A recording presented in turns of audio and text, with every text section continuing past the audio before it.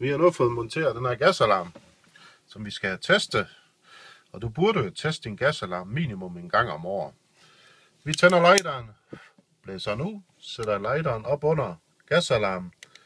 Og så skal jeg gerne gå et stykke tid. Så, nu starter den. Lampen til gassen står og blinker nu, og lyden står og kører hele tiden. Om lidt går lampen over og lyser konstant rød, og den hyler hele tiden. Ja, så trykker vi på den her.